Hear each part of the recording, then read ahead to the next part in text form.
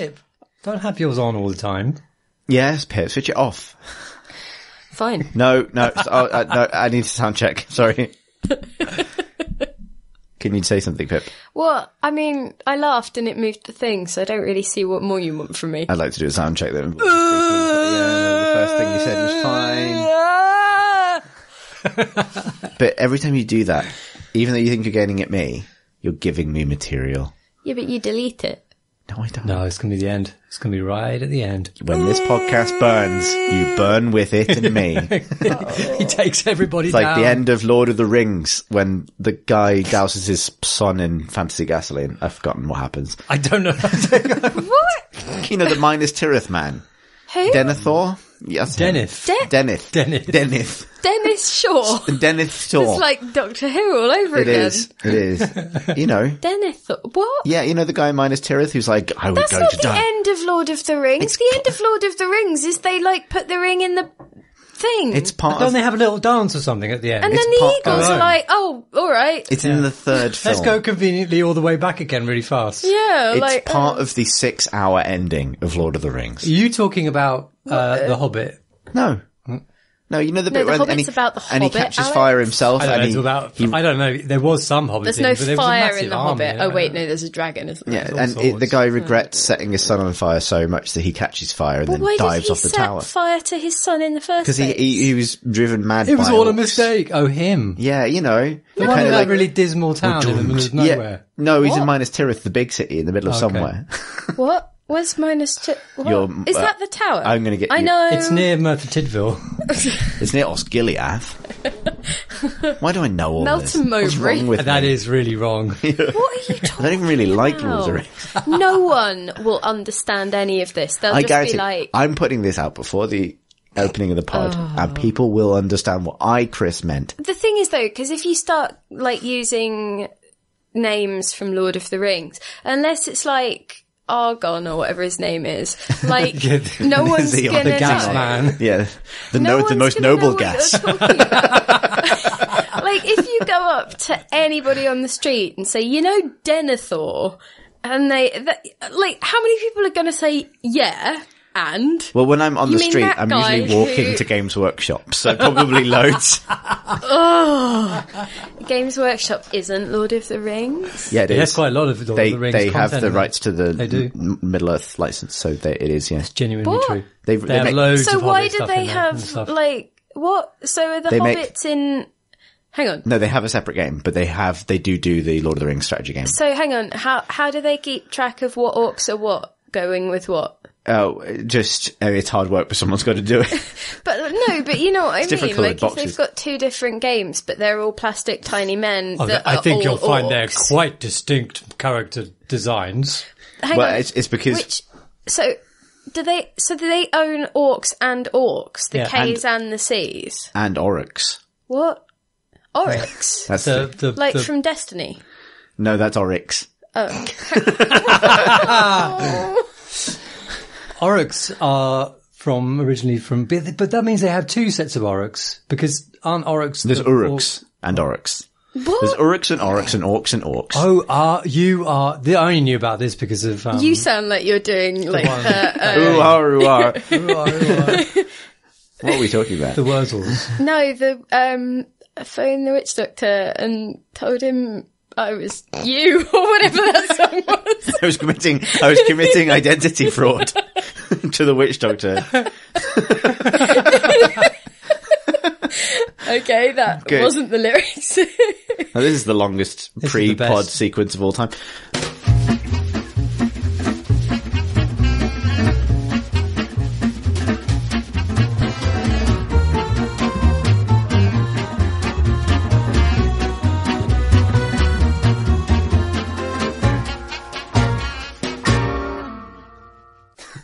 Hi, Chris. Alex, I need a moment of silence. Heaven's sake. Now it's time for the pod. Yes, it is. Do you know what episode number it is? 258. Oh, you were so close. It's 259. Really? Yeah. I'm I good. think. You made conscious now. Dang, I'm not going to check. Potentially good. It's close to, if not that. It is also the 25th of October, 2018. My name is Chris Thurston, and tonight I'm joined by Philippa Waugh. Woo! Are we doing Halloween voices? Oh, it's close enough. Now a thing No, I was speaking in a weird way. But okay, I thought you were being Count Dracula. And or possibly Bela Lugosi. Terrifying Alex Wiltshire. Ooh. He did have a curry before this, and that's the sound that makes. Do you have a spooky name this Halloween? Good God, no. Is that 'cause am I your name doesn't really lend bad for itself finding to... the whole Halloween thing tedious beyond? So I was not on board. Well, I don't mind Halloween, but I don't change my Twitter name or anything.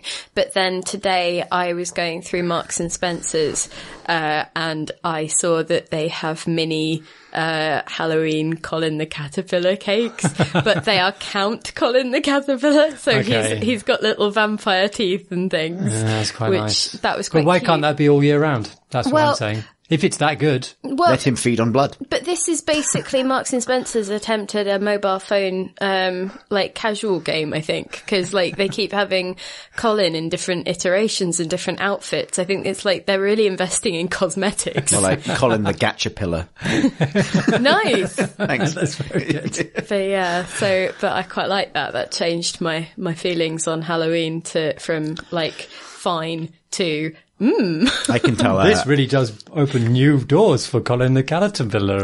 I can tell a terrifying Halloween story if you've got time. Well, I wanted to Okay. just quickly air a grievance. Oh, of course, yes, go on. Which was that, but on the packaging for all of this, it says he is what he eats. And so is he a caterpillar that ate a vampire caterpillar? Or is he a caterpillar that ate a vampire? Or I don't, or did he eat become a a leaf? count? And he just happens to be dressing up for Halloween, or and what happens if he then eats something else? Because I think on the packet he's shown as eating a piece of chocolate while bats fly in the background. Chocolate? So it's is he just gonna Chocolate? Why chocolate? Well, I suppose because Colin the Caterpillar is chocolate, but I thought More like Colin the Cannibal. I thought he was like a slightly fizzy sort of thing. would that not be fermented? What are you talking? Fizzy sweet things like fizzy I see. spongy no, ones. I don't. Because I don't get Colin the Caterpillar. The other team at work, every person's birthday, they have a Colin the Caterpillar cake, and I sit and I watch it from afar because I'm not on their team. Which and we don't magazine's do that? I think cake. that's Games Radar. That's OPM. Oh, it's OPM. and Games Radar. There you go. Yeah, they don't get cake. Last year, you were away on Halloween, I think, Pip, and I was home by myself, and I realised at about 9 o'clock that I hadn't bought any sweets, so I switched all the lights in the house off and pretended to be out. Isn't that what everyone does at Halloween at this point? It was terrifying. Every crunch of leaves outside gave me the real deep social fear that I might have to talk to the awful neighbour children. They're lovely. They're probably lovely. I felt a mixture of shame and trepidation about the whole thing. My son has been constructing over the past month a Space Marine armor set out of cardboard. Aww. It is enormous. Is it for him, or has he actually It is for him. found a Space Marine that He's needs going some armour? into extraordinary detail. He has modelled the entire gusset of a Space Marine's armour. It goes right under. I don't know why.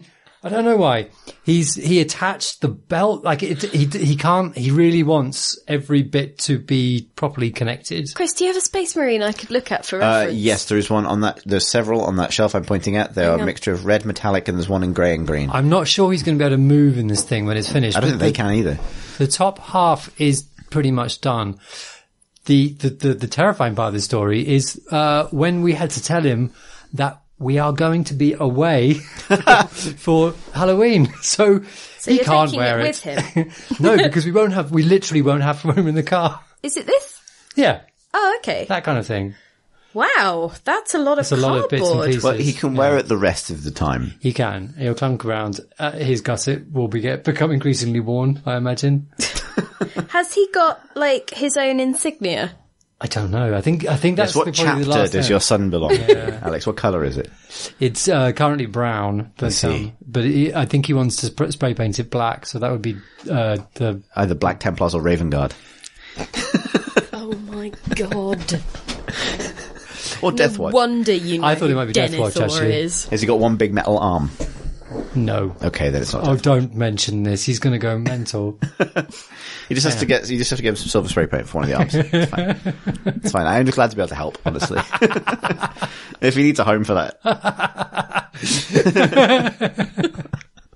I'll answer the door in that on Halloween. Yeah. God. Good. We should talk about some video games because that's what we ostensibly do Yeah. on this podcast. I want to, talking of terror, I want to cast everyone's minds back, to the year 2007/2008. Oh, I love then. Yeah, that was your halcyon era, wasn't it? Those were my days Yeah, that was when I you feel joined like the games I was industry. ambivalent. when I joined. Yeah, I hated those years. But you joined the games industry, which is a sensible thing that adults do. Yeah. That was when get jobs for jobs. Back then. What are they Jobs now? for life. In what Hobbies. In what sense did this job for life work out for you? Yeah, I'm not there anymore.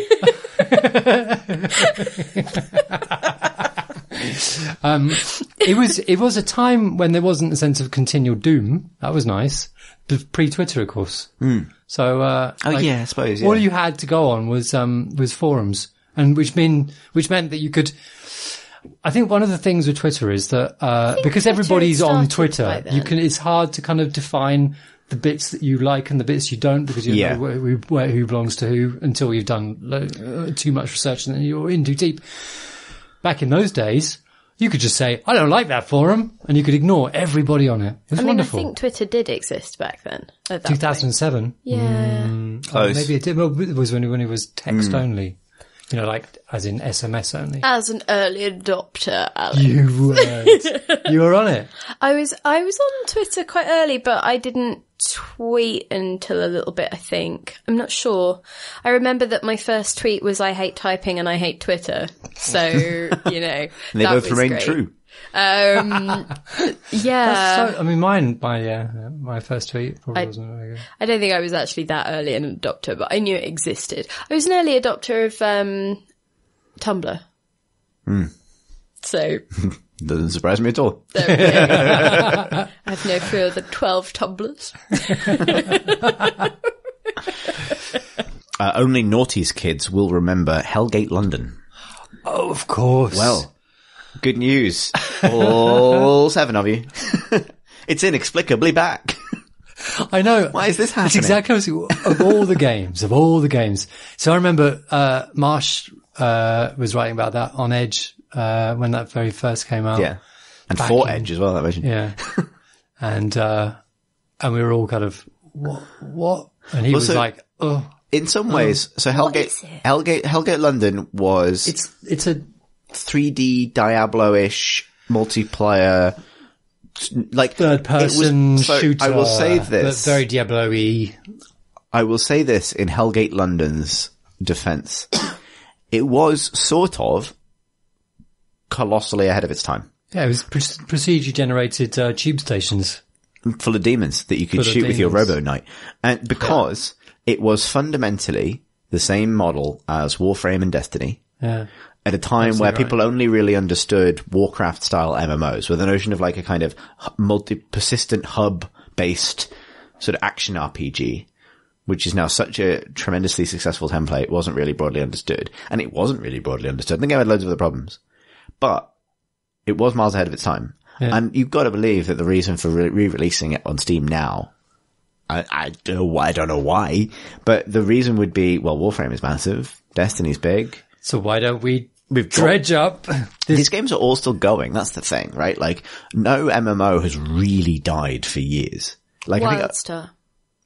yeah, but like, Wildstar, But that sort of launched in a kind of slightly sort of unsteady way and kind of... yeah, but I mean, so hang on. I'll clarify that. No MMO that wasn't made by Sony Online Entertainment, but even then, that was released during that big wave of sort of late noughties MMOs up to like maybe 2011, 2012. Wildstar was very late. That's kind of what killed Wildstar. I think it was a good game, but it missed the wave. Like, cause I've been looking into this recently for a work thing. Like, Rift's still going. You can load up and play EverQuest and EverQuest 2 as much as you like. Lord, like, Rift. those things still exist and they still have players. So you can log onto them right now and people are playing them. And they're all basically the same now. You know, the Old Republic is still going, I think. Like, it's almost impossible for these games to die. And I kind of get that because once they're going, they're just kind of going and they support free to play. They adapt to free to play well from a business point of view, if not well from a play point of view. Was City of Heroes a MMO? It was, but I think that Wasn't that more of a legal thing, wasn't it? I don't remember exactly. It was an NCSoft thing, so I think there was I think there was some, like, there was a time when these games did get cancelled. I think it was when things were getting very competitive. Like, you know, Vanguard died and Star Wars Galaxies died and there a bunch of them did end, but there does seem to have been a point where things got set in amber. And they kind of like, you know, and this is maybe, you know, a flimsy hot take for this week because Tryon has just announced loads and loads who run a bunch of these games, have just announced like almost total layoffs, I think. I think they might be shutting down, which is a huge shame for people working there. But there's a sense that these things just make money forever. So I kind of get why they tick over in Steam's free-to-play section forever. What I don't understand is bringing one back, if that makes sense. It's like, you don't, like, yeah, I don't, you know, like, I'm not sure who's clamoring for it. Yeah. You know? Yeah. But maybe that's the thing, is that if it's not a case of who's clamoring for it, it's, oh, we missed, like, we did this thing at a time when those things weren't what people were looking for. But it's more of a second bite at the cherry than pleasing hardcore fans, or... I just feel like a second bite at the cherry would be a sequel, rather than literally re-releasing a game that is now, like, without substantial investment, going to be massively behind its equally free competition. And it just strikes me as I mean, there must be a rationale for it, but it just, I think, because I associate it so much with a very much hyped game that doesn't seem to be able to stop dying, it's sort of notable to me that it's back, everybody. Like, yeah, like, I don't know, just didn't expect to be talking about Hellgate London. Yeah, of all the games. In this, the hellscape of 2018. Maybe there's a demographic for whom that will be the nostalgia thing. Or like a niche nostalgia I was wondering thing. about that. Like, I was thinking maybe we're just out of touch. Maybe there's a generation below that kind of like, that was our game. That was... Yeah. If you're like a Generation Z kind of... Hey, the Hellgate generation. Yeah. Yeah. You know, like kids that... Was Hellgate your Fortnite? But you know what I mean? Maybe they're like, oh, you know, we get regular emails about, you know, could I have the code and could I... Yeah, maybe. I mean, work on this thing. I could easily be very, very wrong. And I suspect that maybe on Steam, these games just make a kind of basic amount of money. That, like, better there than not. Like, I don't know.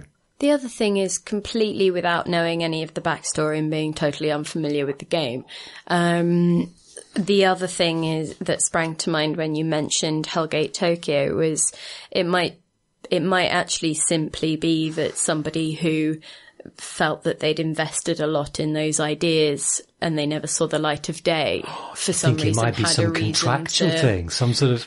Well... This wasn't on the market for long enough, according to this contract. Well, not even. Prison time is looming. More of a kind of... What? More of a kind of... thinking that they wanted to do something with an idea that they'd enjoyed working on and wanted to just at least get it out there in some playable form, even if it doesn't go anywhere, right? Maybe they saw the setting sun over London as Brexit looms, and as Japan... That's it, it's topical. Japan also faces serious problems, aging population, things. I thought, let's put out this game that celebrates these two...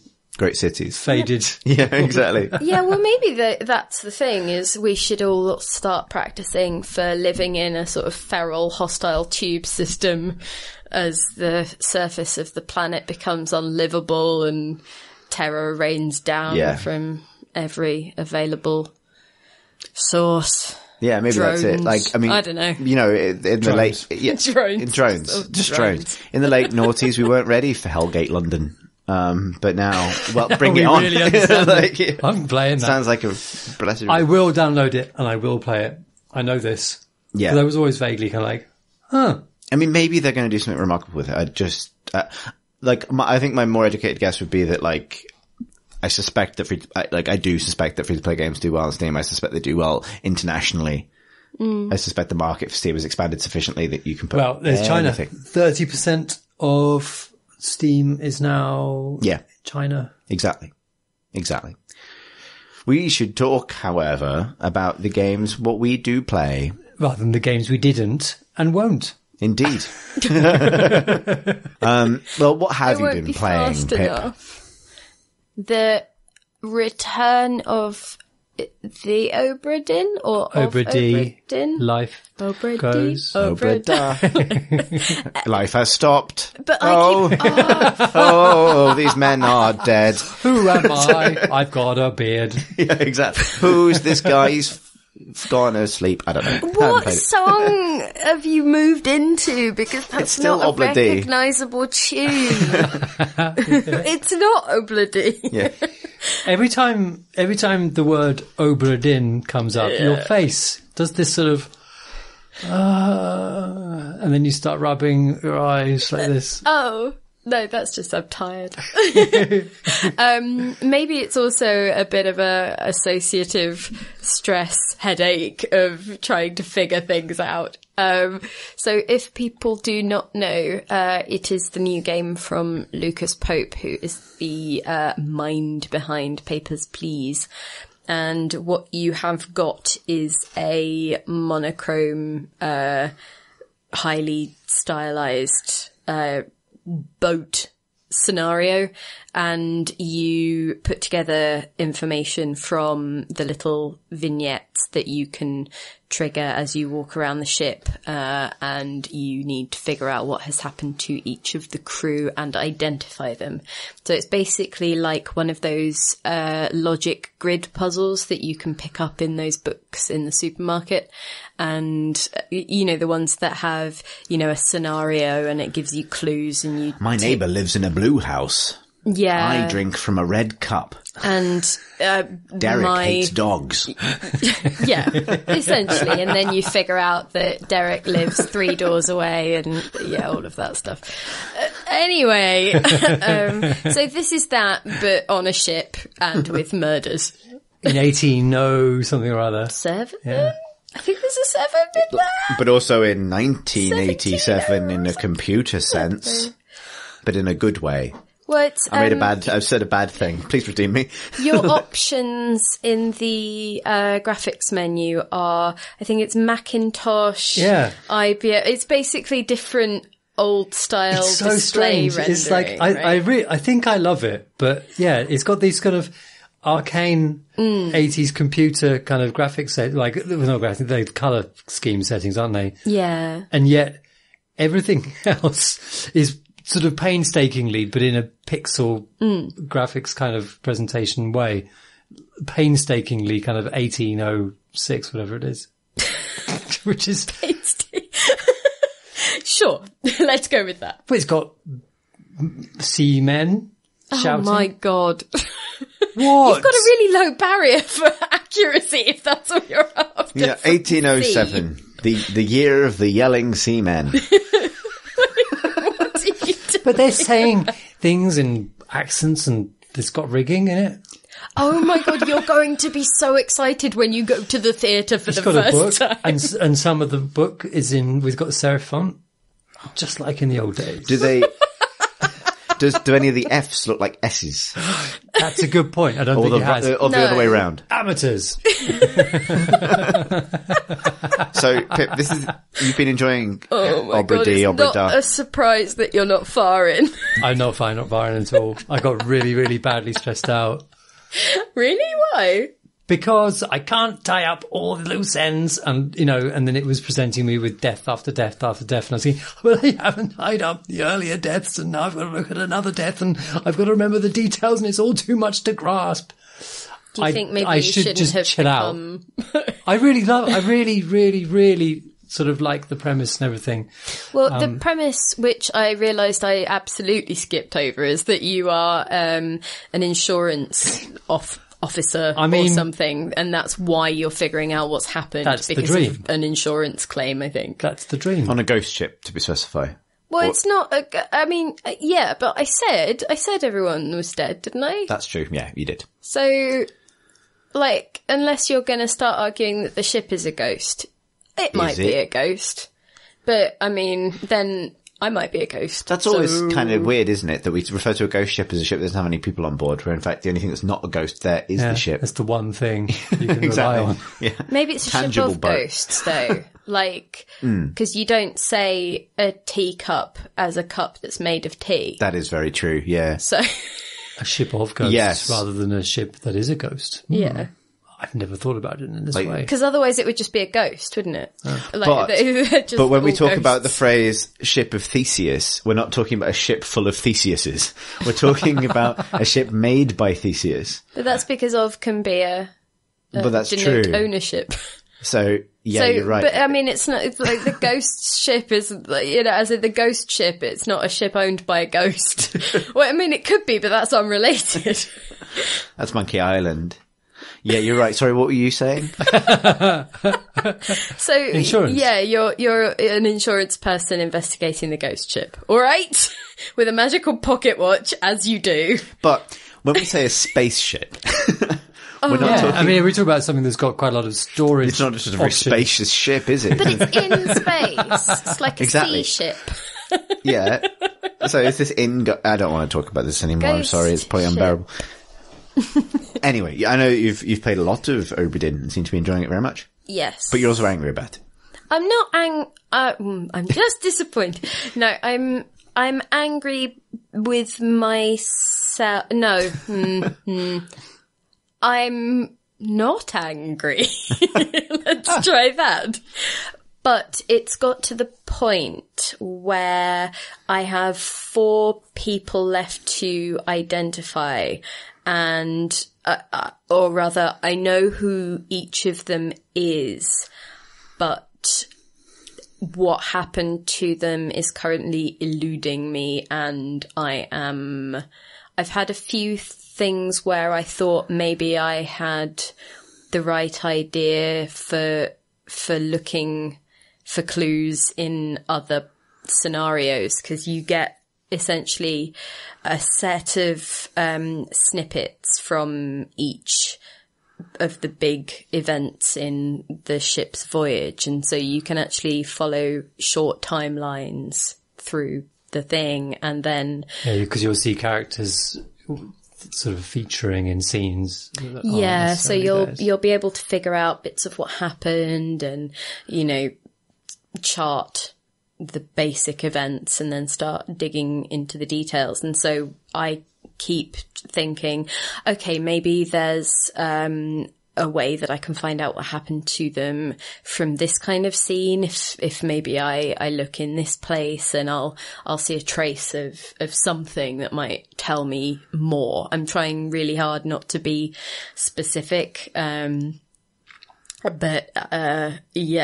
It's so far all of those ideas I think they've been solid ideas, but that's not where the game is hiding the information that I need, or where it has placed the information that I need. So I am not sure how to... Guess.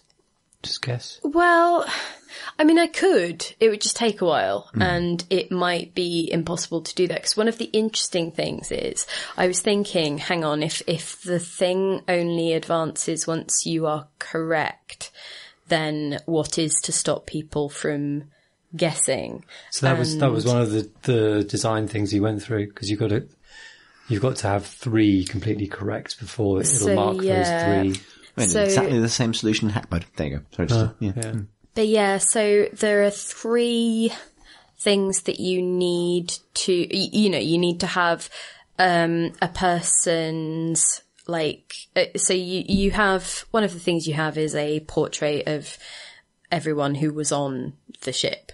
So say you're looking at one face, that face would need a name, it would need how they died, and it would need, you know, any extra details, like if it was a murder as opposed to dying of something, you would need to say who inflicted that, and you need 3 of those correctly identified for the game to tell you that all of them were correct. It's basically you either get no feedback or you get, yes, these are all correct. But also in the list of things that could have happened, there are far more, as far as I can tell, than would have actually, you know, than the game contains. There are, red herrings. Yeah, and so to actually work through those, I've got 4 people left, and so I would it would be numerically rather time consuming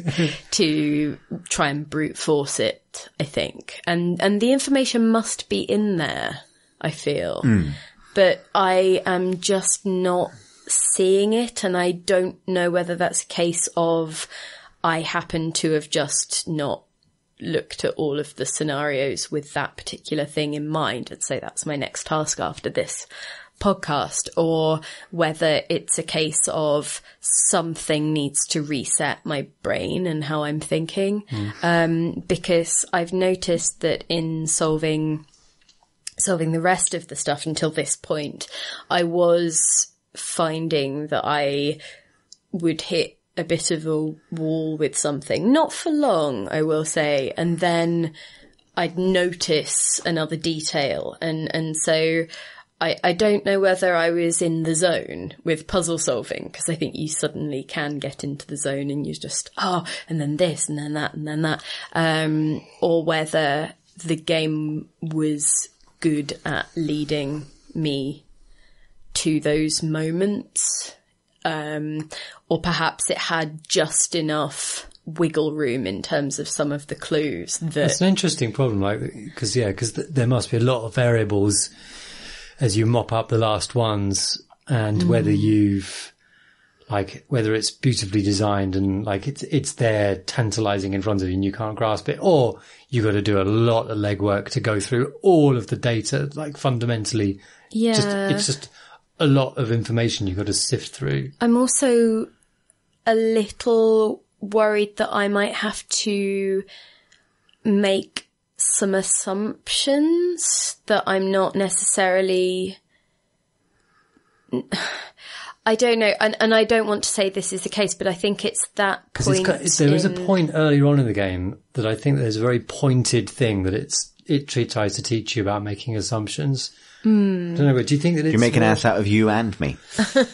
Is it early enough in the game that it's okay to talk about?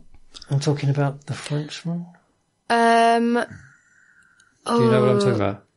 It feels like the whole thing is maybe moving away from just simply getting stuck or late game stuff. It'd be interesting because this is, to clarify, you're talking about the final 5 out of 50. Is that right? 4 out of 60. Well, very give or take. Anyway. A big number, many dozen. Yeah. Surely that means that at other parts of playing this, you have moved at a decent clip and because it's not taking you. So the first scenario that it gives you, it's essentially a tutorial, and it tells you the end. It's so lovely and neat. That bit. Yeah. I feel so good.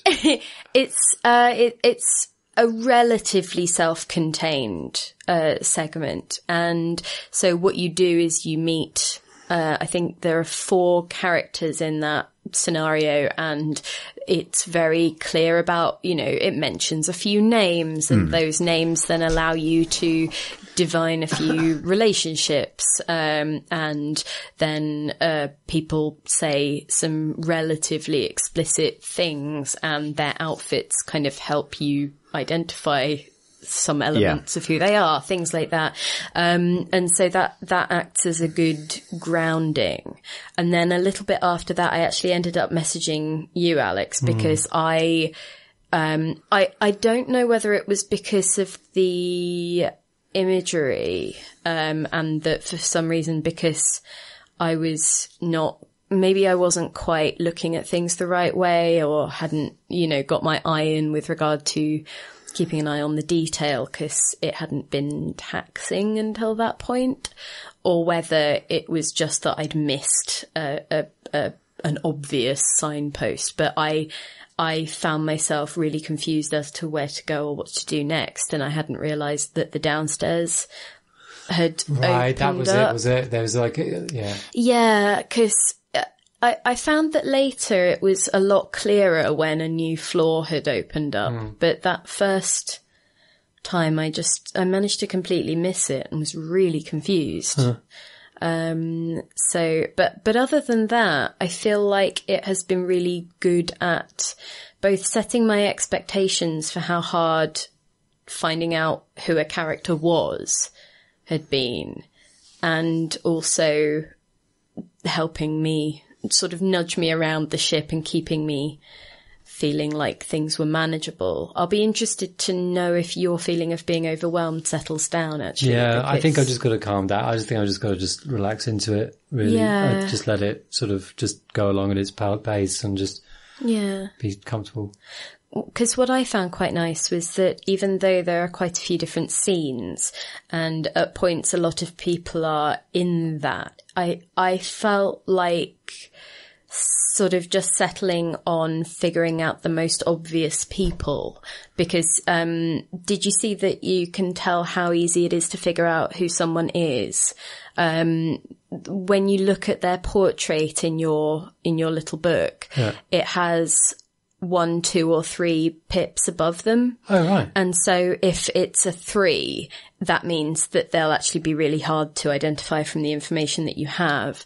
But if it's just 1, then it's going to be an easier task. So those you pips can will change over the course of the game as you gain more I information? don't think that they do, because I think it's based on the amount of information you have They're total. seeded, right. But as you sort of dig around and know more about the scenes and know where you've focused and where you've yet to focus, I think that helps you. That's but I interesting. think that would be a nice anxiety kind of dampener. yeah, so I think if you're struggling with finding a foothold, skimming through the book and seeing who's got just the one thing above their head, they're like little arrows. Because one of the things I found confusing is that, so when you look at an entry in the book for a killing, a face will be generally blurred out to start with. It's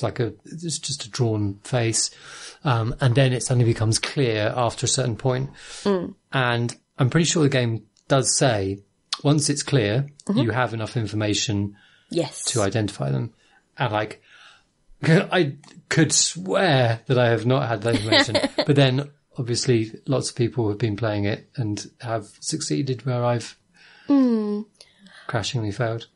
So something that I will be really interested in is when we have both finished, I would be super interested in hearing and also in seeking out other people's stories of how they figured things out, because I want to know how much wiggle room there is in those clues, whether perhaps the difficulty is set by inference, whether it's set by there is only one clue that will tell you this thing, whether it's, I'm trying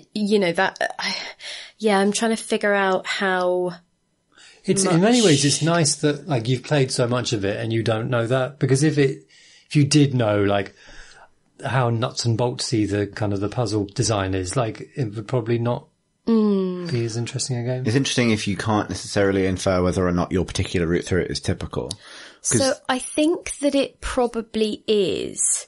But I would just be interested in how much sort of extra almost nudging the game has for some of the... Yeah. The reason I mention it is because one thing I'm reminded of, having not played the game, listening to this, is Her Story, which is very analog in terms of how it lets you chart your own course through it, but also not in some ways. Like there are shorter and, there's a lot of sort of inferential puzzle solving in hack mode, and we think of them in terms of leap distance, basically, like how far does someone inference have to go to take them from this point to this point? And players will mostly take the short leaps, but the long leap's interesting as well. And that's, that means you can have multiple pathways, even though something can be quite wide open in terms of the search space of a puzzle, which is very literally true in her story, but I think true in all kinds of games like this, deductive games. You can pretty much predict what the likely, what the path of least resistance is likely to be, and therefore you can structure the experience around that. And I would say, knowing the basic mechanics of Obra Dinn, I assumed that it would be relatively prescriptive in terms of how you piece things together. But if the experience of it is of feeling like these moments of deduction and kind of soft, I say soft in terms of like analog solving, that's really interesting. So I think I'm probably not representing it quite right then, because I do think that it's very constructed and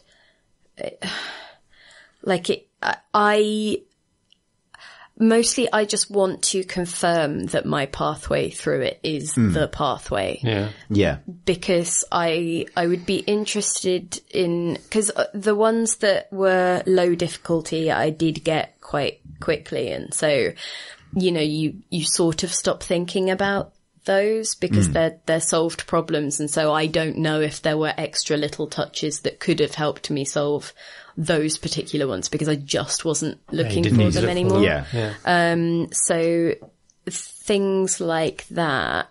And also I would be interested in whether other people fared a bit better with the voice acting, because you get a little voice snippet at the beginning of a scene, and I have an absolute tin ear for accents and things. So lots of people have talked about using accents to identify, and I just, that felt like I thought, well, partly because the voice acting, so the accents aren't that distinctive.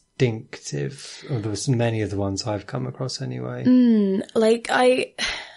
the game transcribes those things, so you can have a look at the little script of it if you want to in the entry for an event in the book. But it won't tell you the accent if someone was speaking English, but it will have, foreign characters if they were speaking a different language. So there are moments when you see Cyrillic and you know that one of the people there must have been Russian, but it's things like, the accented English that I just don't seem to feel I pick up reliably. So I would be interested if anyone could use that stuff. Because I imagine that quite a lot of people playing, you couldn't have been designed for people, assuming that everybody would understand what a Welsh accent is.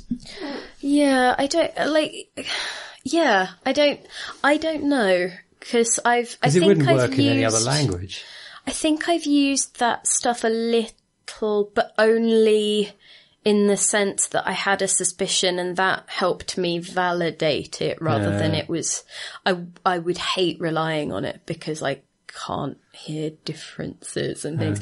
I think I have used the clues that it has given me in that sort of prescriptive logic sense, though. I have found a clue, I have employed it, and that has fed me an answer. So it does feel a lot more like those logic puzzles, but I think the thing that I really like about it is that you are just free to wander and find those connections on your own. And that's why that is pleasing, because you can puzzle over something and then it'll suddenly pop into your head and you're moving around and you're having a think. You're genuinely thinking quite hard in some of those scenarios and making notes and that, I always find that gratifying. And so when you mentioned her story, I was making a lot of notes during that and thinking and putting stories together in my head. And because it doesn't, you can use a map of the ship that marks out the events on the different decks and draws a line. So it shows you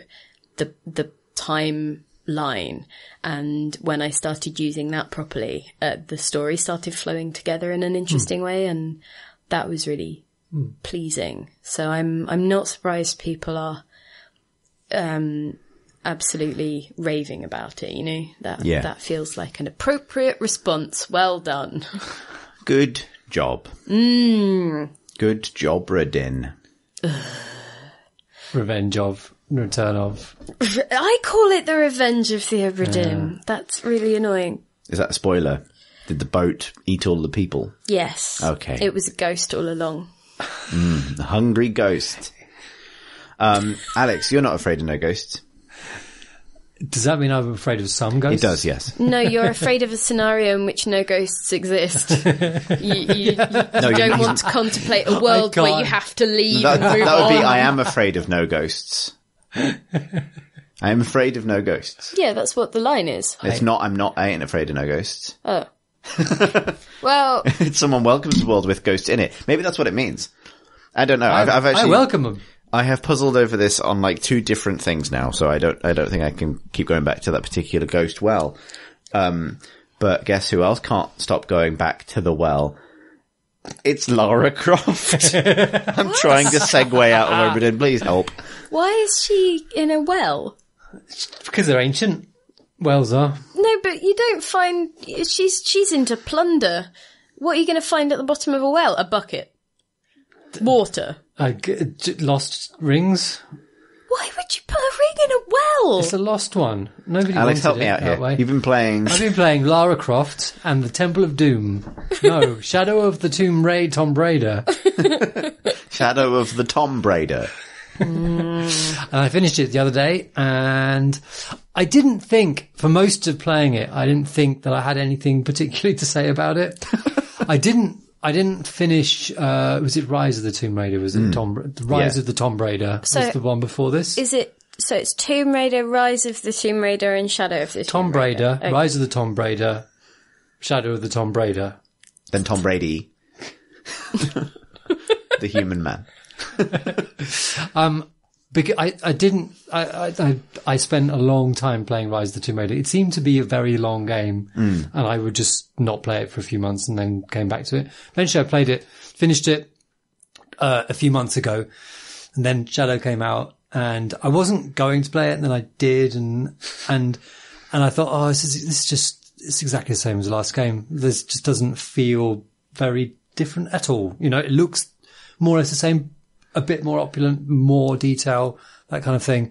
But a lot of the sort of weird, slightly janky animation were all the same, and it was just all the same. And I thought, and then I found myself just finished it. I just played it quite, on consecutive evenings, and I just finished it because it manages to plumb that sweet spot of challenge where you're not really challenged, and it just plays along, and it's just quite nice. The sort of the Uncharted sweet Yeah. spot. Exactly. What are you It really doing does with go your there. life right now? I don't know. It's some sort of weird escape thing. I don't know what it is.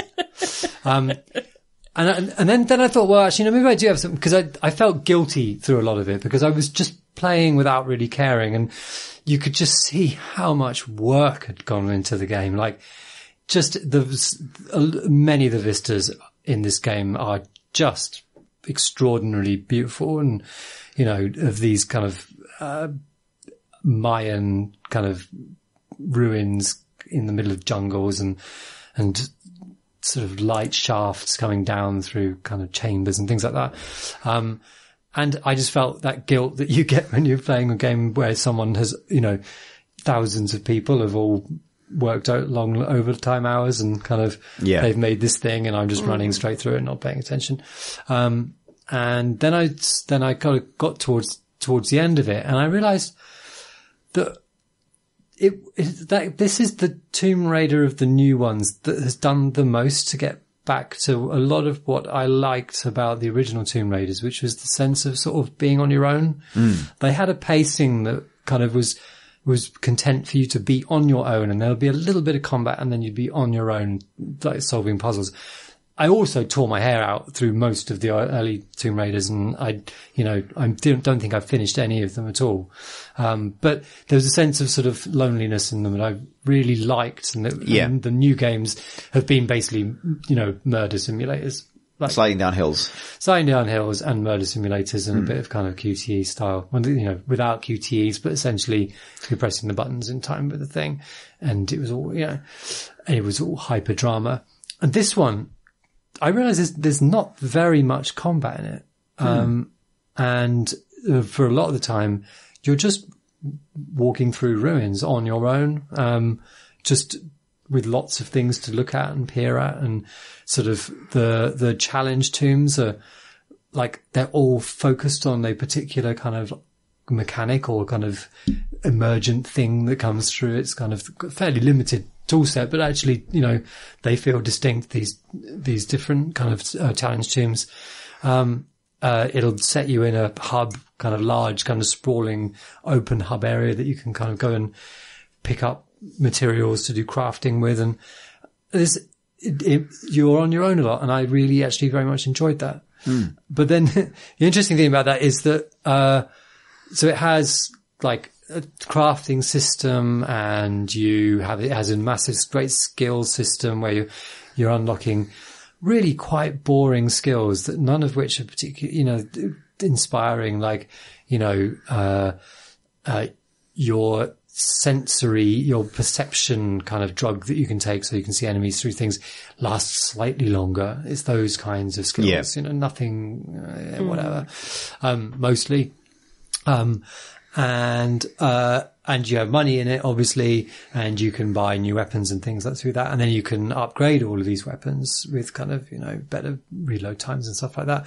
But there's so little combat that most of the skills, which are combat based, almost all of the skills are combat based, and the weapons are kind of like, why would you put any time into investing in any of them? Because like, there's not much to shoot at, which is really nice. Yeah. So it's like a strange game. I mean, I think there are more things to find, you know, off the beaten track of the main story, which I mostly kind of went down. You know, I haven't rinsed the game by any means, but they've hung on to the DNA of the previous games, which is like all combat, and while also wanting to kind of let you play in your own rate, and therefore, it's a strange game. It's gorgeous though. Really Does gorgeous. it feel like the end of a trilogy? No, not remotely. Okay. Like, it's setting it up for more Tomb Raider games. Like, you know, the story is more or less finished, I suppose. The whole Trinity thing, I suppose, is generally, Trinity being the baddies in the first three Tomb Raiders. They are, I think, resolved, but I wasn't really paying attention that closely, so I don't think they were. There's the parental issue stuff is kind of resolved at the end of it, because Tomb Raider's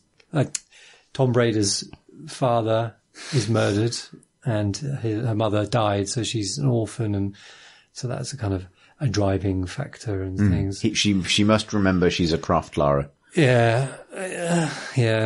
I remember, I think the thesis that people kept telling me for the trilogy was that the first one was kind of, are you the Tomb Raider?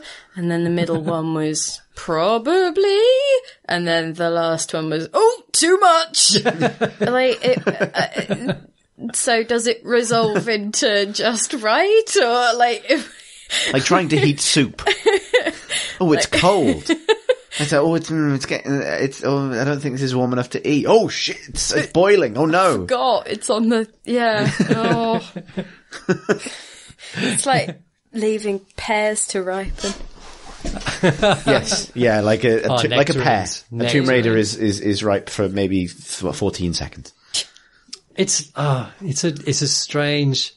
Put it next to a banana. What I really struggled with it though is the voice actor's accent, because she's meant to be posh English, and the actor is Australian, and it just comes through all the time. Is it Camilla Luddington? I think so. Yeah. Yes. Yeah. And her performance, like, she sounds so bored. Like, there is a lot of dialogue in it. You know, there's lots of, you can walk through a town and there's lots of people to talk to, and she sounds so bored delivering some of the lines as well. I think she's trying to do a kind of, kind of that lazy, posh English accent, but it comes across as, I'm really bored trying to do these VO lines. And also some of the writing is just really off. So, I don't know. So shall I, you come across this place in this game which has not been discovered before, or it kind of has, but the people in it are from another time because they are a pocket of a culture which has gone before. Okay. And Lara Croft can bizarrely speak the language just fine. And they're all speaking English, in fact, according to what you're listening to. And she's wandering around, making friends with everybody, and it's all good. And, there's one quest in it where you meet someone who's kind of like been, because he's done something in his life, he's been pushed out of the society. He's become an outcast. Right. But, and it wants to, the quest is about exploring what that means within this made up culture, which is okay. That's a cool premise. That's fine. But your task to do this is to find 5 other characters who are also outcasts in this town, Right. and talk to them about Really, to just start screaming. Go on. about their experiences to learn about what being an outcast means. And Lara Croft says, "Oh, thanks so much for sharing your story," which is like, you're in this Mayan culture. Like, nobody talks, like, but ancient cultures probably didn't talk about happy clappy stuff like sharing their stories with each other. They didn't have the vocabulary of a Vice documentary here. Yeah, it's just like little kind of weird things, like such hyper modern Western concepts. They just thought, that'll translate just fine to this. Right, yeah, when the culture conceit is that you are speaking a different language. Yeah, you're meant to, like, this is meant to be a culture which is untouched by modernity. Right. Except for woke Twitter.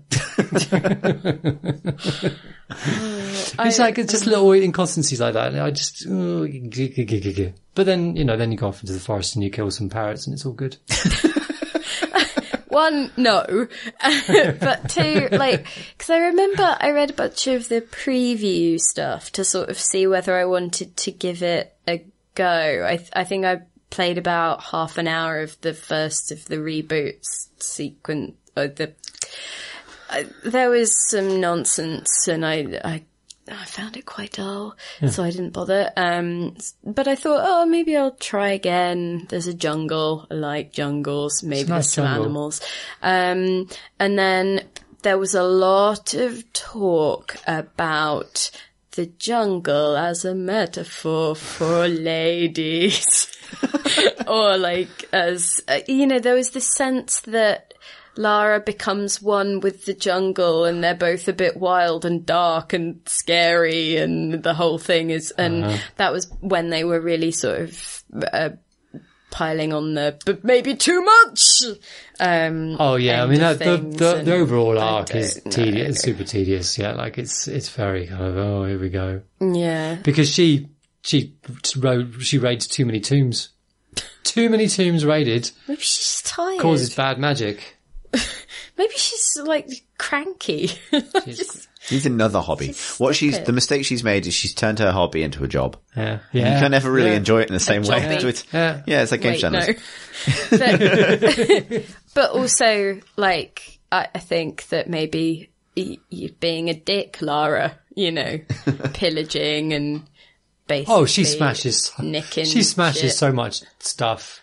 It's it doesn't really stuff. Square with the thank you for telling me your story, sharing your story. Yeah, well, that's now another I'm just going to aspect kick of it. some shit. How many challenge teams involve either setting something on fire or flooding something? There are multiple flooding things, and there are quite a lot of setting things on fire, and lots of jumping onto things, which is clearly not ever designed to take your weight. And now, since they have been rotting there for 300 years, definitely aren't. Oh, look, and you destroyed it. I hope you're happy. There's an interesting, the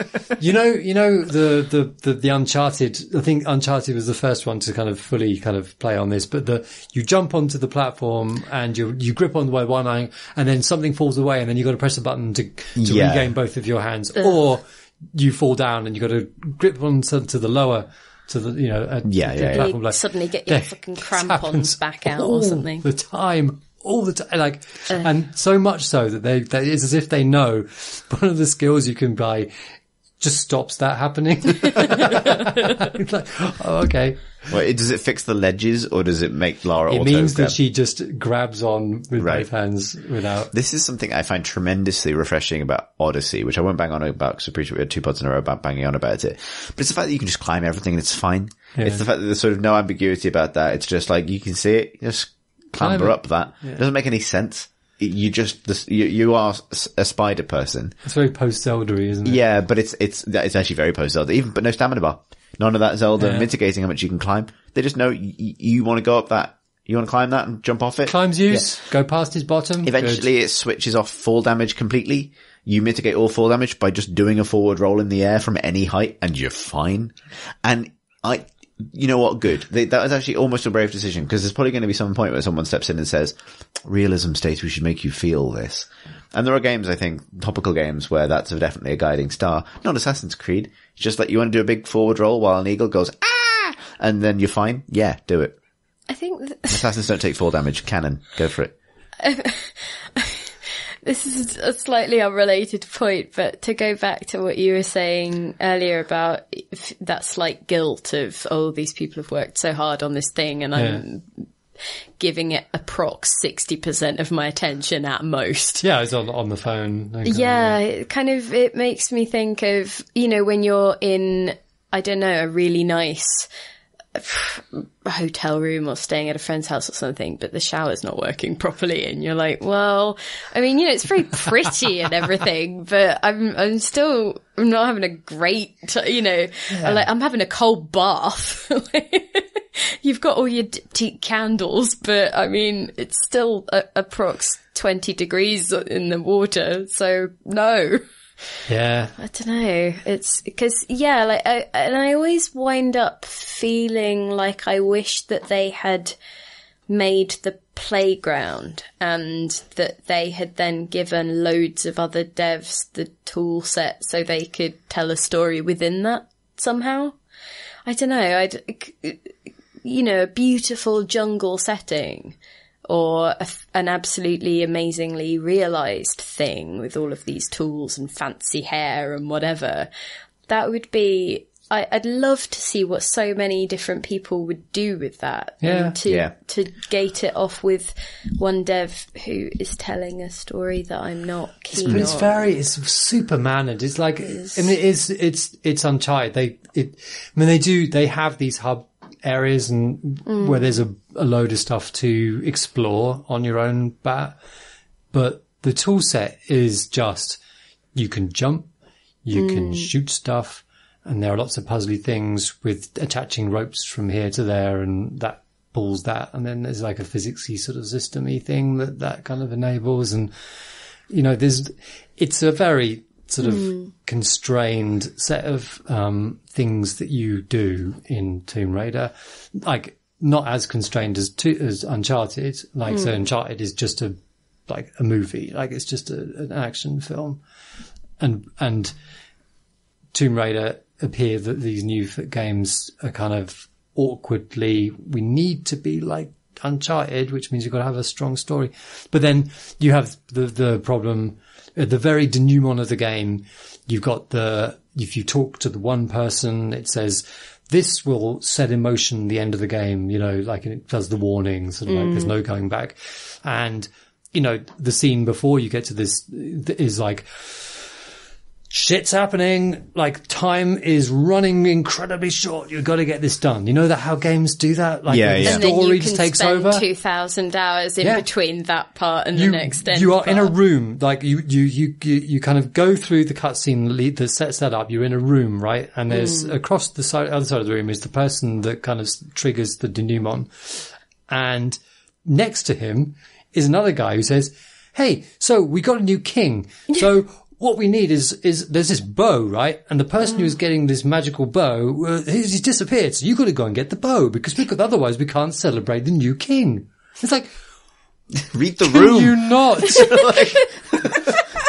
But then, so I thought, well, I'm sure that you can come back to this room kind of once the new one is done. Then apparently when, actually it does the thing where you can go back into the game after you finished it and it rewinds time. So actually, the guy is permanently in hey, sorry about the end of the world, everybody, but let's go and find the magical bow so we can have a party.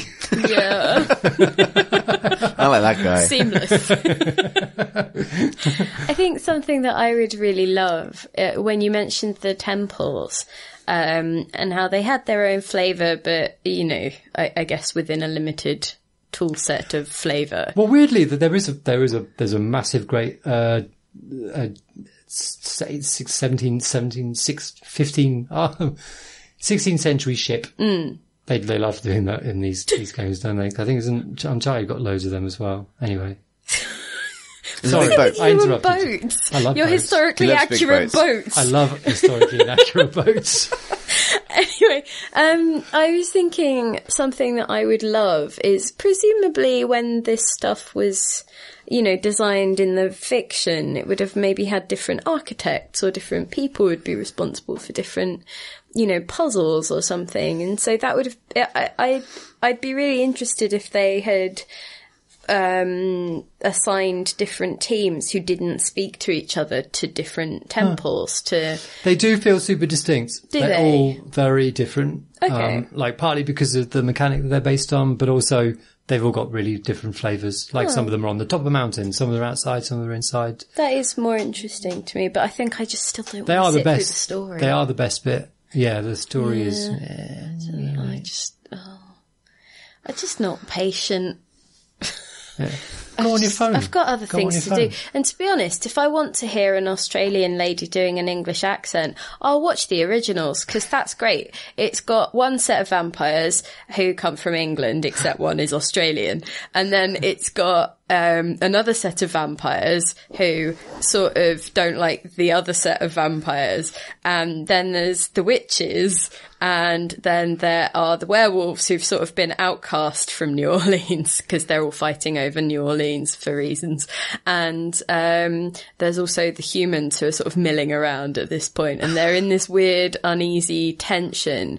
But also one of the vampires is half werewolf or part werewolf, and Australian he as well? has got no, and he has got a half werewolf pregnant, so half werewolf, half witch pregnant, and so she is about to have a werewolf witch vampire baby. A Vivitch, like that film.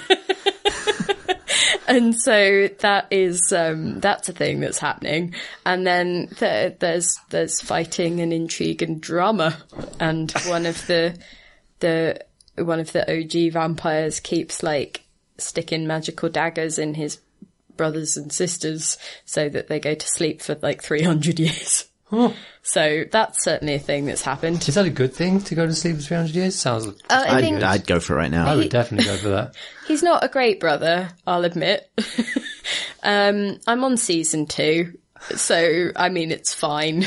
It's something to have on in the background. And you won't play Tomb Raider because of the story. Well, so with this, I'm essentially getting approx 9 times the amount of story because Tomb Raider takes forever to get to the point in my experience. Oh, you can skip it all. But I'm also, the interaction that I'm doing is I'm working on my painting. So, like, I feel like I'm actually producing something and getting a story. Yeah, that's true. Whereas, like, I'm not, I suppose I could print out my screenshots of Tomb Raider, but I'm not sure to what end. You like the screenshots. Shall we do some very quick questions? Quick fire. We're a little bit short on time this week once again, so we won't be doing we got some really good, chunky questions that we'd need to dig into and would inevitably incur half-hour answers. We don't have time for those. So if you sent us a question, I'm going to make a backlog from this week's haul so that we can get to it properly when we have a little bit more time. So apologies. But your inquiries have not gone to waste because there's some big ones I'd like to dig into another time. Here is stuff we can talk about right now. Drew writes, hey, I'm going to start this again. Hey! Drew writes, has anyone, and let's be real, it's Chris or Tom Senior, played Warhammer Age of Sigmar Champions? It's a CCG with a free-to-play app version where you can scan your cards in, and it's great. What are everyone's opinions on card games in general? Hearthstone, Magic, Gwent, etc. Love the pod. Drew. I've played it. Warhammer Champions. Yeah. That you're doing Pip's lying face. And now you're doing Pip's lying laugh. But there was a moment where your face lit up. Oh no, because I immediately knew she was lying. Like, that's my superpower. So, a surprising nobody, I have played this quite a lot. A physical version and app version. I think it's all right. I thought it was great when I first started playing it, but I think I've got some, like, it's interesting, and I could dig into why Champions particularly is an interesting design. It's very kind of timing based. So let's think generally. I love card games, which is probably the top line thing here. More and more, actually, as time goes on, it kind of refines into a kind of like, I just like this, really, I think, ultimately, when it comes to games. Seriously, at least. Champions, I think, has a problem of not feeling especially interactive in the way that a really good CCG does, because it's a lot about setting up combos between your heroes and minions that you're playing. Oh, so you can't really respond. You can, but it feels subdued compared to equivalent systems in other games. So I can't, like, I've been coy about this, but I went to Seattle a couple of weeks ago, and I went to Valve to see and talk to them about Artifact. And, I'm basically keeping a lid on how I feel about that, because I'm doing some stuff for PC Gamer on it, and I don't want to just, spaff all my hot takes all over this podcast and devalue a wonderful magazine. However, I will say that Artifact is going to consume my entire life and soul when it comes out. And, I think it's pretty spectacular. And actually, that's one of the reasons that I've moved away from things that I was playing the Champions, since then, because it's extremely fucking good and it kind of makes other there's no accident that Artifact is by Richard Garfield and people at Scaff Elias who made Magic the Gathering, and it's kind of what happens when those people get given the resources to make a sequel to Magic the Gathering, which is extremely exciting because Magic is obviously so formative to that entire genre. Richard Garfield doesn't like Mondays. You wouldn't believe how many times I made myself laugh by quoting him as simply Garfield. So, like, we're trying to push the boundaries of the card game, says Garfield. Every time I would laugh. Was he eating a lasagna? No, he wasn't. He's a lovely middle-aged, very intelligent human man. He also hates Mondays.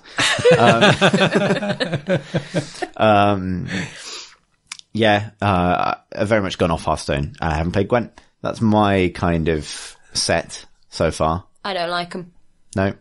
But I don't like them. I think it's a lot because I don't like the way that I have to interact with the information they contain. Because it's essentially on these flat pieces of cards.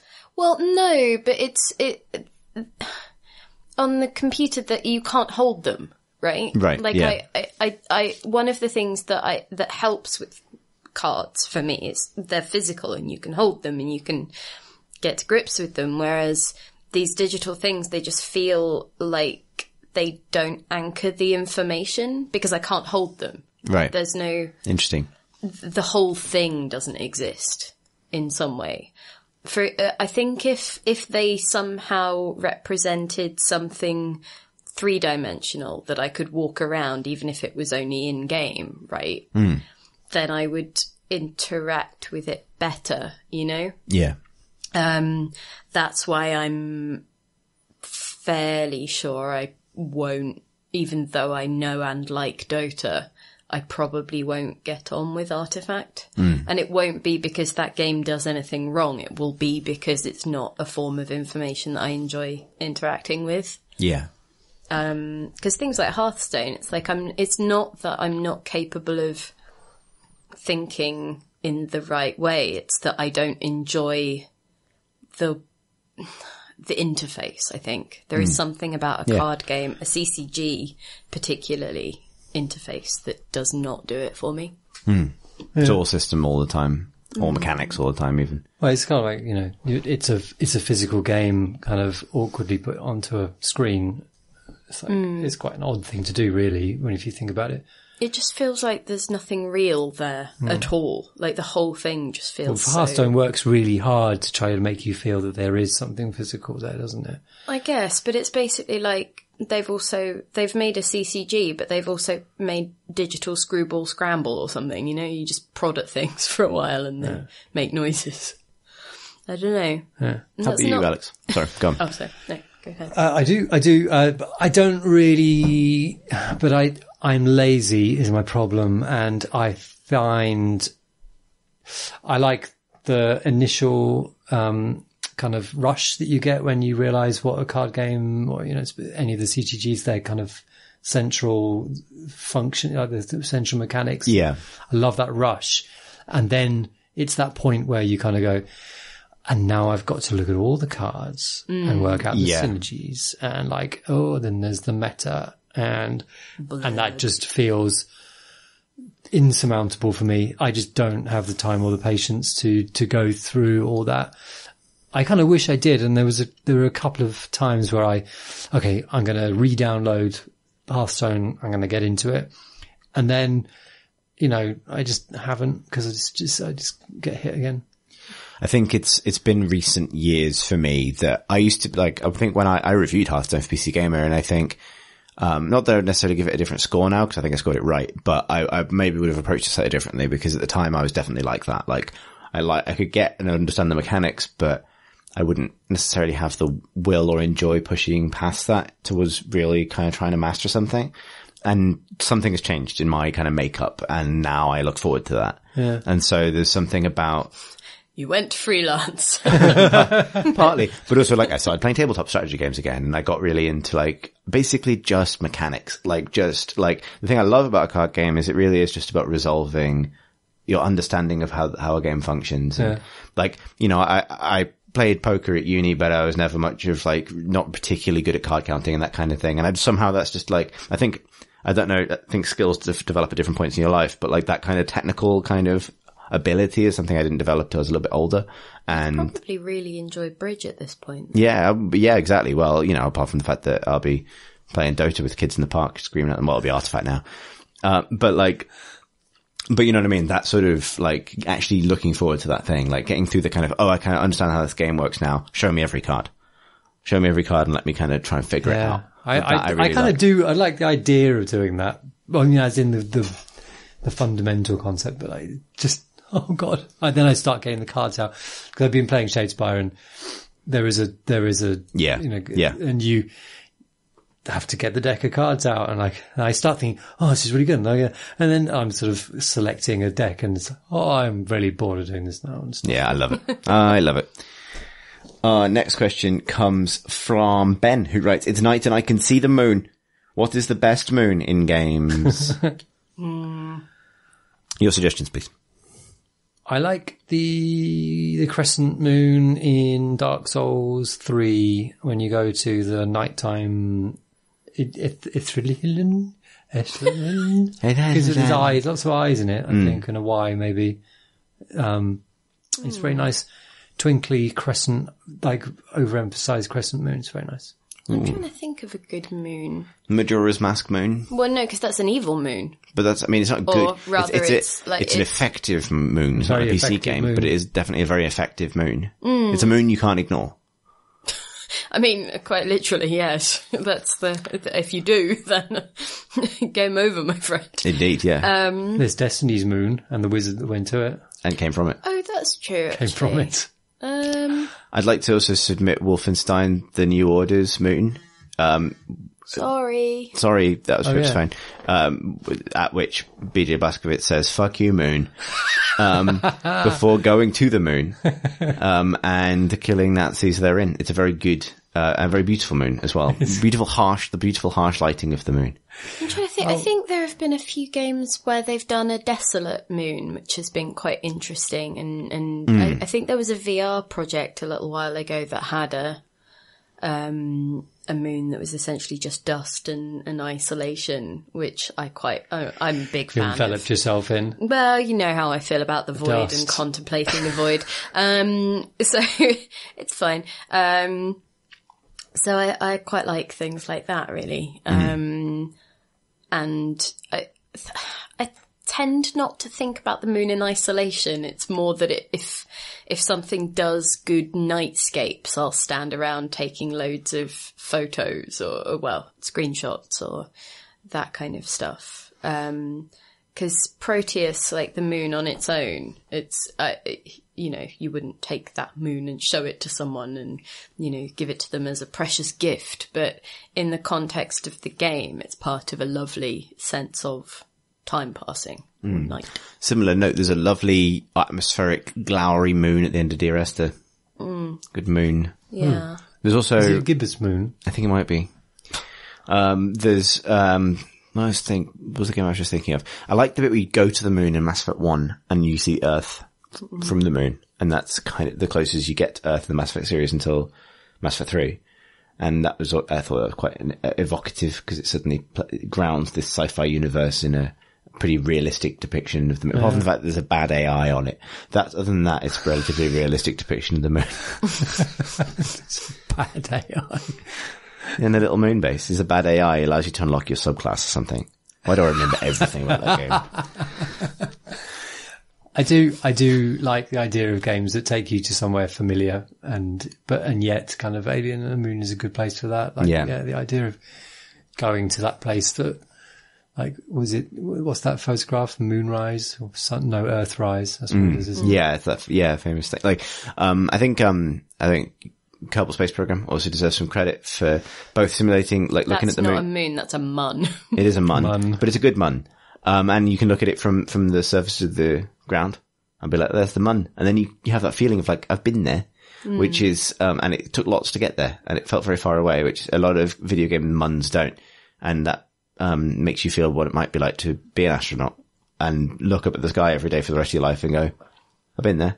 I think that's part of why I really like that stuff, but in that different feeling of just, I love the idea of just being so alone and seeing Earth from so far away. Yeah, and that's exactly. why I really like that. I had an interview with one of the astronauts who I think he was on one of the moon missions, and his perspective on it was like nothing I'd have expected.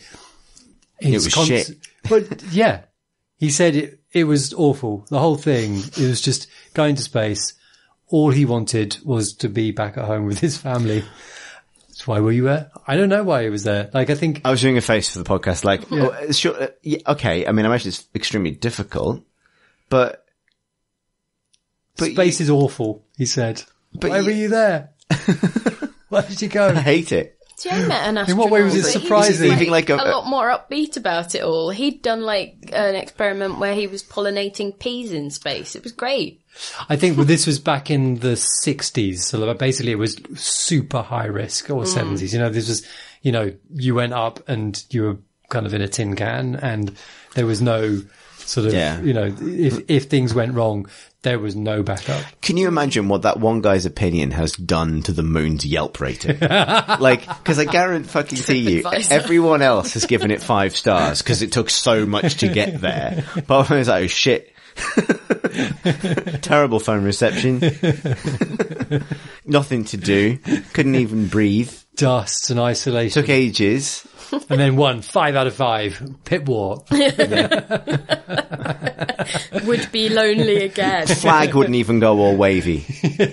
No flapping at all. Very bad golf. Yeah.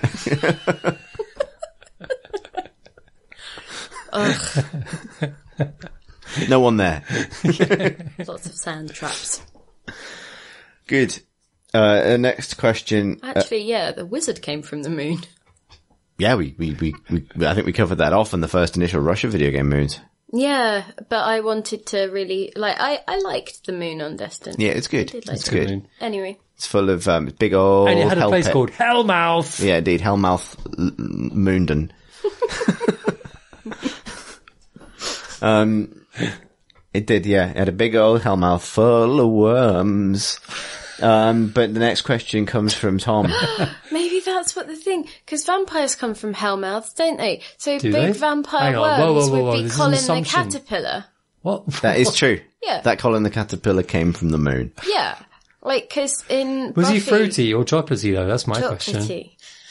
But He's fizzy fruity. Well, he's the chocolate cake, Alex. Understand this. Oh, I get it. You see him as the chocolate cake. Okay, He is which a came chocolate cake. first? The chocolate cake The or Or the moon. or the little packets? Or no, that's Percy I think Pigs. he might turn up to I was thinking of Percy Pigs all this time. Oh, my madman. God! The clue was because they look like pigs and they're called Percy Pigs. Colin the caterpillar is a big long caterpillar. Cake. It's Oh, cake. well, It's a at chocolate least cake. you resolved this. Thank God we Also, resolved why something. are you saying that hellmouths aren't for vampires? Have you not watched Buffy? No. Right. Well, then there's It's also a called the problem. Hellmouth in Buffy. That's what Pip's see. going with. Okay. that's Hellmouth good. is That's the good. thing I thought that that was the just you town making is a on sweeping comment. that vampires are like Yeah. pouring forth from, Oh, okay. or the energy of which is meaning vampires. I don't know. Look. No, I'm fine now. I understand. Tom. I don't think you do, but carry on. Tom writes. I always thought I didn't like racing games, but recently I've been really enjoying Forza Horizon 4. What is a game that has changed your mind on a genre? That was quite the pause. I thought you were asking what is a game. What is a game that has changed your mind Sensible soccer. on a genre? Sensible soccer. Yeah. Well, I suppose it That's a didn't good- really sorry. change my mind. It was just a Form- really good yeah. one, and I didn't go back every to it. other football game changed your mind. Because Sensible Soccer made you think, I like this. And then FIFA made you go, oh, I don't. That's the accurate. Yeah, exactly. yeah, Exactly the same for me. It's a good answer though. Forza Horizon 4 is good though, Yeah. but I already liked racing games. I like enough racing games to know that I like some racing games. Wow. Shit. So I can't say that anything is, What didn't I like until I liked it? And there's obvious answers like MOBAs and Dota, but I don't want to get into quite down that well, but like. Down that well. Where all the lost rings are. From Alex's nonsense. I completely understood what Alex meant. I think sometimes you have to be more charitable to Alex when he's. I don't Yeah, think I Pip. ever have to be more Pip. charitable to Alex. Oh. I think. You're always setting me up for, like, Chris to be mean to. Oh, Look, I didn't even do anything. I was just sitting here. Kids, and kids, don't fight. Let's think about video games that made us like something. Or someone else. I think Space Chem made me like very difficult puzzle games. Oh, yeah. Actually, gosh. So I'm pretty sure I like puzzle. Well, I do like puzzle games now, but I'm pretty sure I always did. But then I look back. God, this story. Wait. Always save It's it a good for the story, Alex. autobiography. Then I look back at a review I wrote of Soccer Bond, and I started the review with saying, I don't like puzzle games. And I happened to come across it the other day, and I thought, hang on a minute, Do I? I wrote this? What? Did you lie, though? Was it just you needed It an might be intro that I need a and- dramatic intro. Yeah. I hate this, but I don't. That's an art. I think I might have been just a twat. Yeah. But anyway, Soccer did Bond. you also just let's say- just say that Soccer Bond changed my life, changed my mind on puzzle games. But to such an extent that you've now completely forgotten a world where you didn't Yeah. like puzzle games. It's weird. Which apparently Dunno. existed. It's very odd. It's like there's a sort of alien me back in the past. Stupid Alex. I'm not.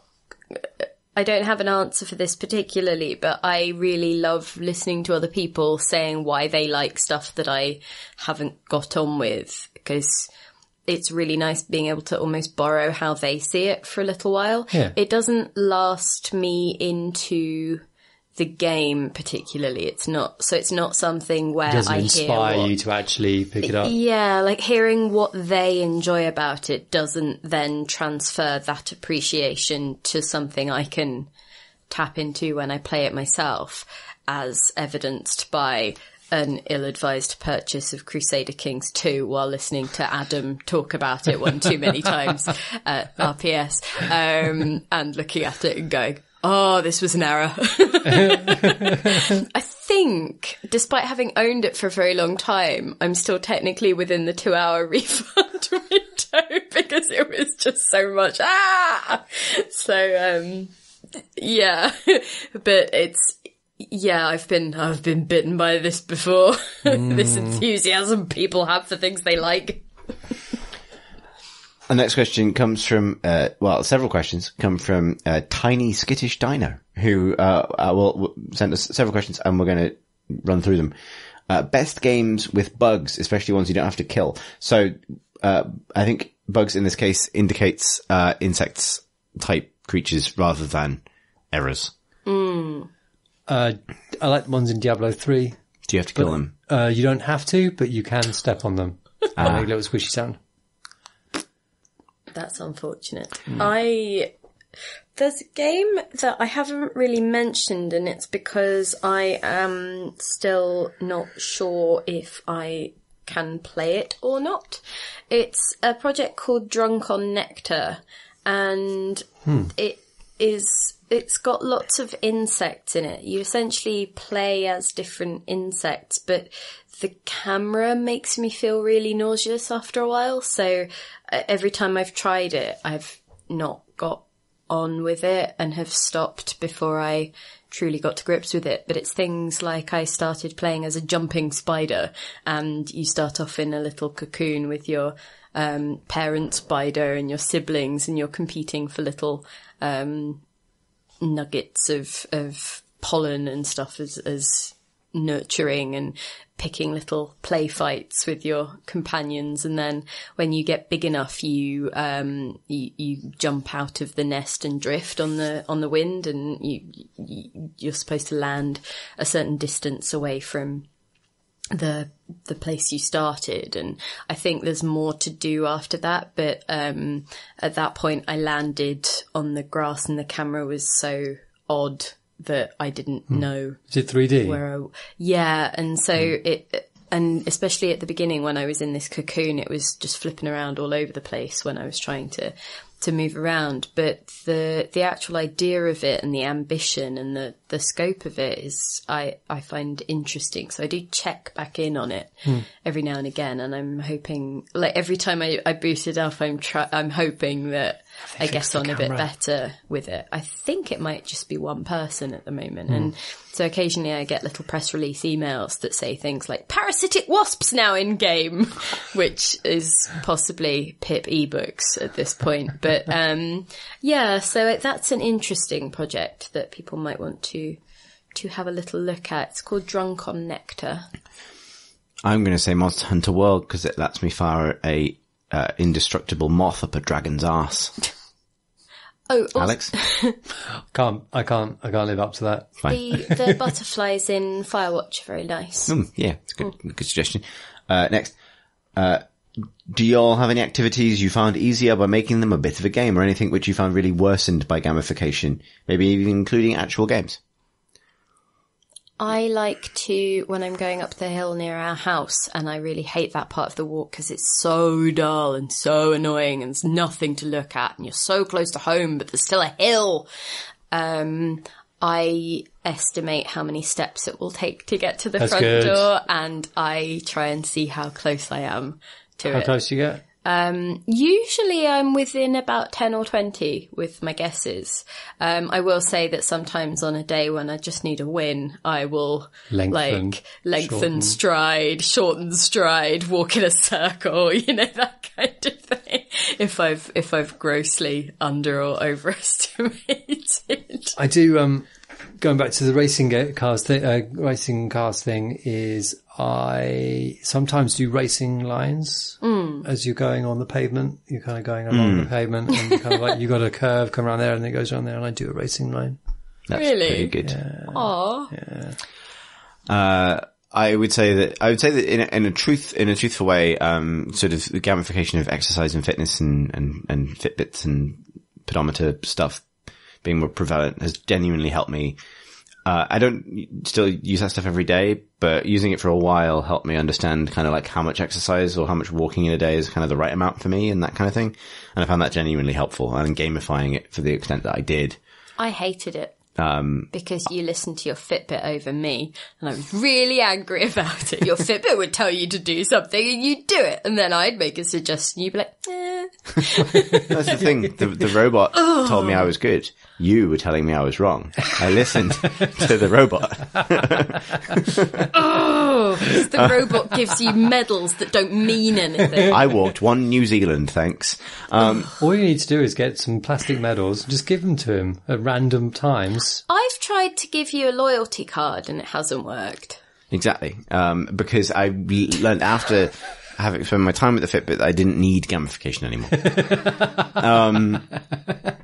I still now I'm free. run a loyalty card scheme if you're interested.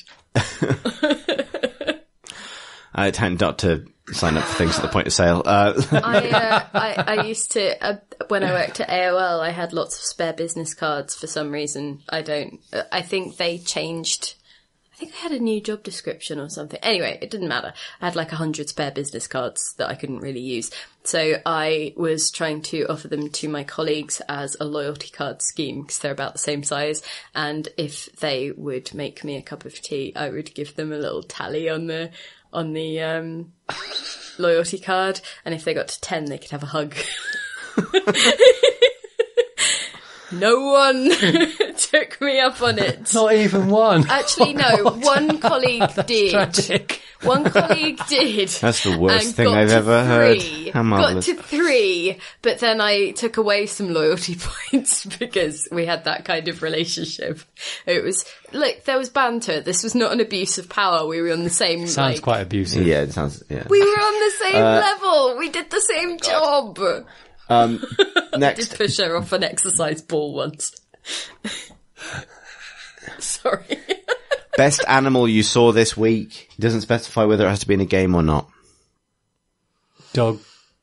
Dog. There was a Which dog? nice, young black Labrador that is a friend of ours. I saw a very young puppy out for a first walk the other day, and that's always the best thing. It's always the best thing. Yeah. Someone on Twitter sent me a video of a baby octopus crawling across someone's hand, and it was the best thing. I was so excited. But then previously also on Twitter, Johnny Chiodini, friend of me, if not the show, what? He's lovely. Yeah, he is. But I didn't want to speak to everyone because I didn't know if everyone knew him. Anyway, Fine, we all know him. fine. Friend of the show. Friend of the show. Friend Official. of the show. Yeah, there he is. Congratulations, Johnny.